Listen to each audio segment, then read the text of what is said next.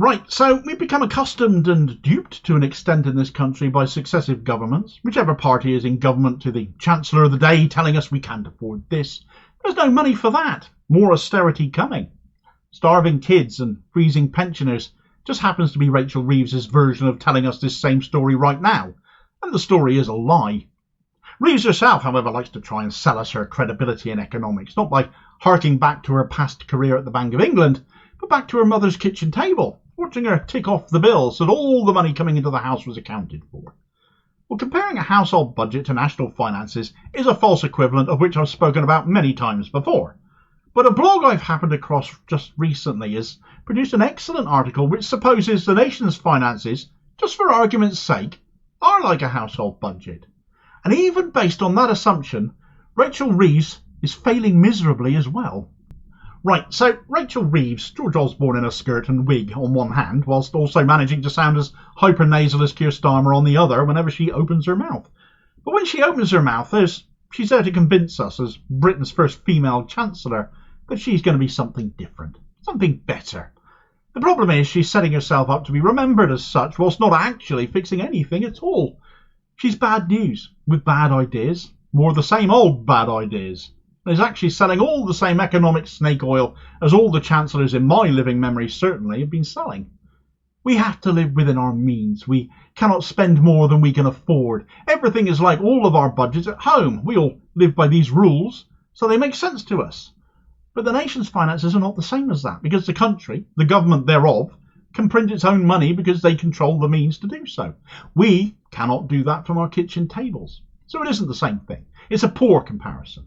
Where we'd get done for counterfeiting if we tried it, the government just goes to the Bank of England, and Rachel Reeves knows this since she literally worked there, and they type numbers into a computer, onto a spreadsheet, and new money is created.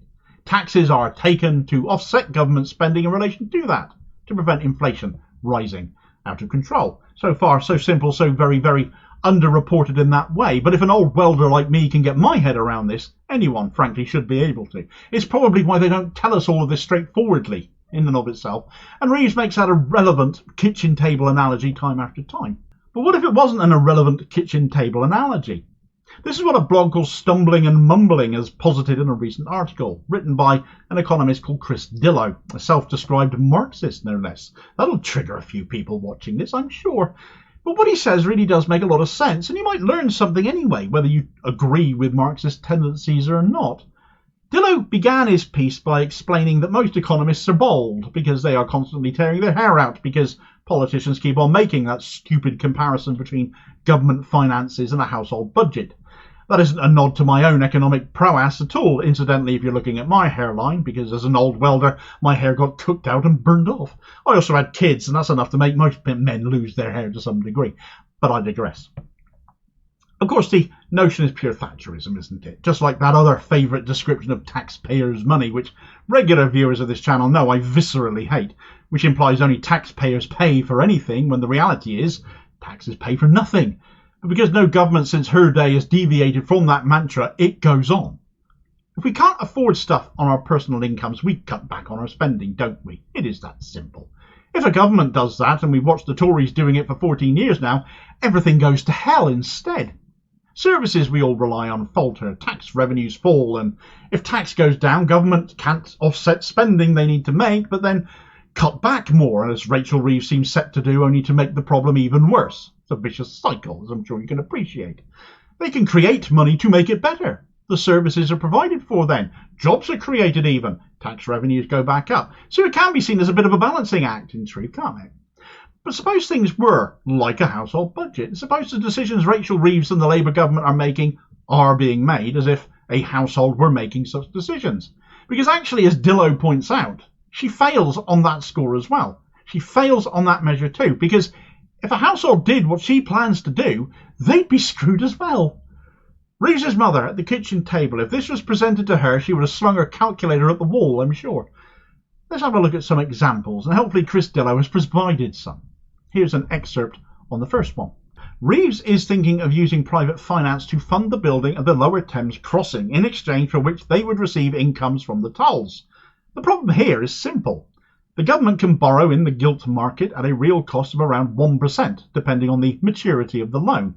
Private financiers, however, will demand a higher cost than this. They wouldn't invest otherwise. The government will therefore in effect be borrowing at a higher cost than necessary. That's like a household choosing to take on expensive credit card debt rather than extending its mortgage at a lower rate. It's a good analogy, I thought.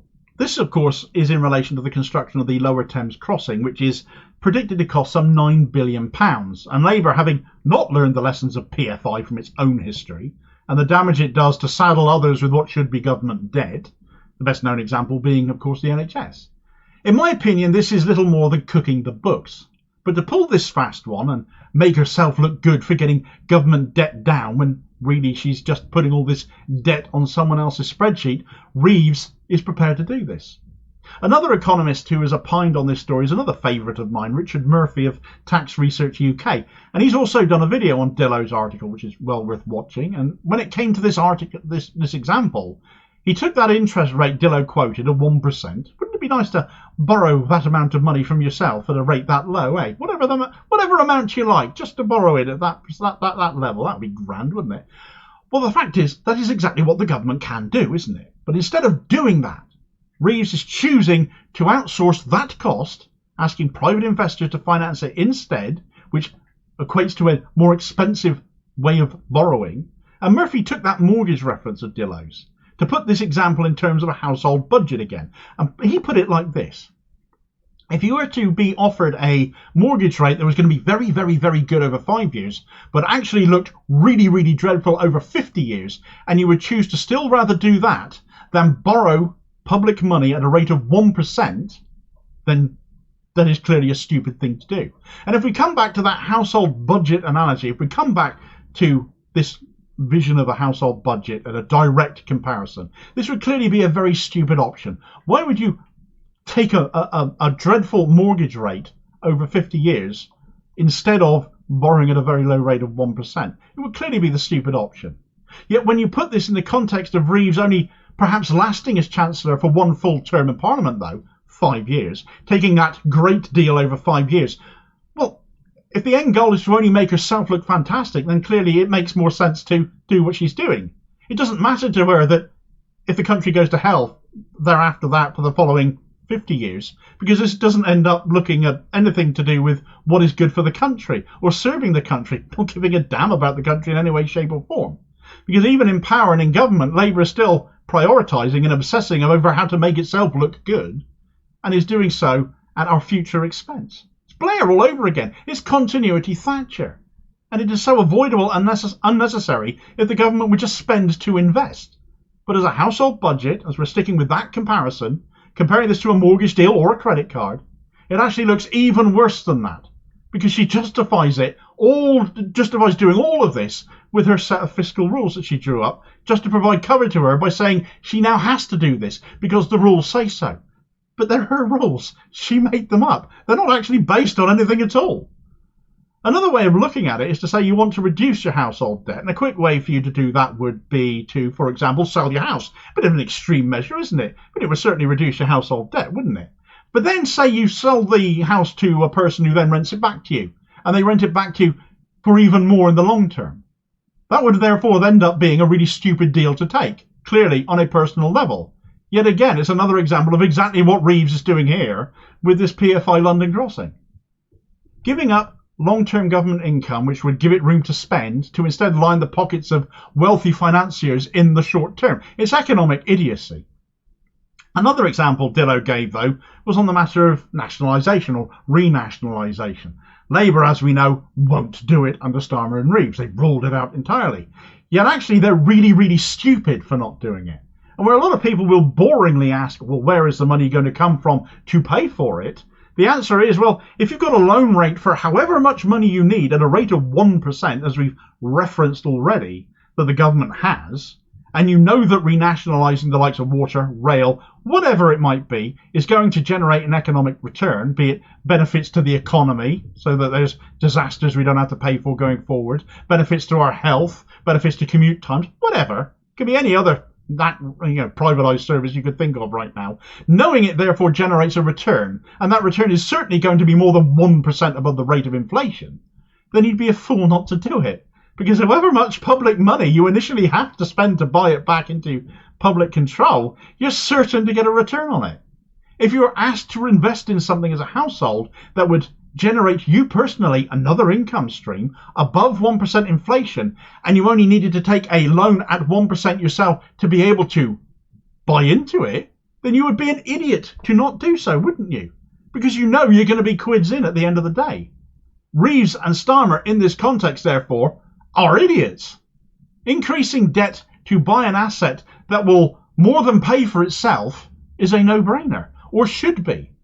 Dillo makes the argument against nationalisation as well, as it happens, as to how well such a service would do in government control again. Certainly there are concerns many older people who remember the service back from the 70s cite this, even though I imagine it still worked a damn sight better then than it does now. And I imagine there are a few people right now, after we got shafted by the energy companies, are seeing the likes of Thames Water become a national crisis, and rail fares constantly being driven up as the railways themselves become more and more antique looking compared to nations who keep on investing in their own railways and still own their services, who can imagine they would be any worse, frankly, than the state they're in now. And frankly, the government that chooses to renationalise in the end is unlikely to do so without continuing to put the work in to get such essential services back on their feet and serving the people of this country as they're meant to. Fundamentally, whether you look at what Reeves is planning to do as Chancellor or by putting herself in her mum's shoes at the kitchen table, her economic plans fail on both viewpoints, because it's all about short-term optics for her and her party rather than long-term benefits for the country. And until a government not wedded to bloody Thatcherism comes in, this nonsense is sadly going to keep getting repeated, and we're going to keep having the same con pulled on us. And as long as we keep voting for these parties, clearly we're going to keep falling for it. Well, we can perhaps have a laugh about the economic stupidity on show here with the analogies and examples given. It has real terms devastating effects too. Starving kids and freezing pensioners is clearly therefore not unavoidable. It is therefore a conscious choice Reeves and Starmer are choosing to make. And that should make you justifiably very, very angry. There are no books to balance here, but saying this has to be done in order to do so should be a damn crime. As this video recommendation will tell you all about, more details thereon, and I'll hopefully catch you on the next vid. Cheers, folks.